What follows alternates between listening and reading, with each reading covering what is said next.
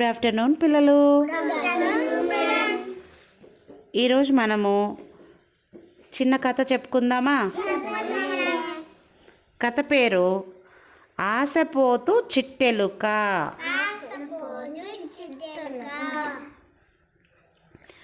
అనగనగా ఒక ఊరిలో ఒక ఇంట్లో ఒక చిన్న చిట్టెలుక ఉన్నిందంట. ఆ చిట్టెలుకకు ఒకరోజు బాగా ఆకలి అయిందంట. ఆకలైతే దానికి వెతుకుతూ ఉంటే ఒక పెద్ద బుట్ట కనిపించిందంట. ఆ బుట్ట నిండా ధాన్యం గింజలు ఉండడం అది గమనించిందంట. ఆ బుట్టకు చిన్న రంధ్రం ఉండిందంట.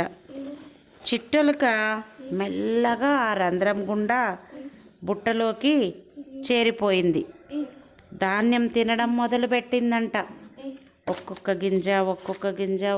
గింజ కడుపు నిండా ఫుల్లుగా తినేసిందంట. ఎంత తినిందంటే 2 రోజులు 3 రోజులు తినగలిగే అంత ఒకేసారి తినేసిందంట. గింజలు చాలా ఉన్నాయి కదా అని ఎక్కువ తినేసిందంట. ఎక్కువ తినేస్తే ఏమవుతుంది? కడుపు పెద్దదైపోయి ఉబ్బిపోయినట్టు అయిపోయిందంట. సరే, ఇంకా బయట వెళ్ళిపోదామని చెప్పి కొద్దిసేపు తర్వాత ప్రయత్నించిందంట.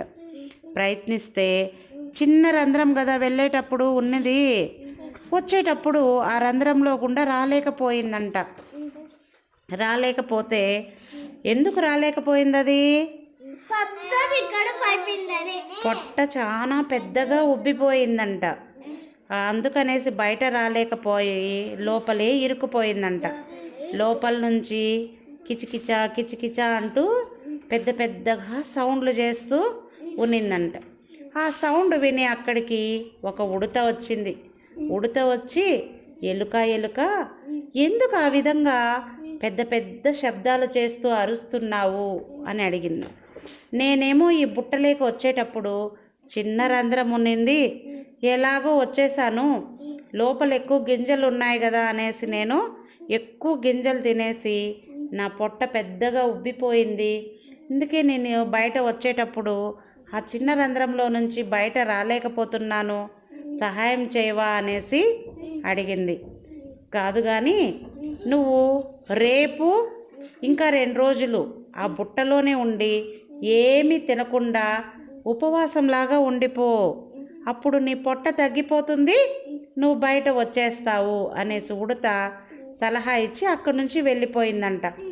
పాపం ఎలుక ఏమి చేసేది లేకుండా 2 రోజులు ఏమీ తినకుండా ఆ ధాన్యం బుట్టలోనే ఖాళీగా అలా ఉండిపోయిందంట. ఉండిపోయేసరికి పొట్ట మళ్ళా తగ్గిపోయి బాగా బక్క చిక్కేసిందంట. బక్క చిక్కిన తర్వాత బయట వచ్చిందంట ఎలుక. అప్పుడు బయట వచ్చిన తర్వాత ఎలుక అనుకునిందంట, ఎప్పుడు ఎక్కువ ఆశపోతుతనానికి పోకూడదు, అవసరానికి మించి ఏది తినకూడదు, అవసరానికి మించి ఏది మనము ఆశించకూడదు అనేసి అనుకొని ఎలుక అప్పటి నుంచి బుద్ధిగా ఉండిందంట.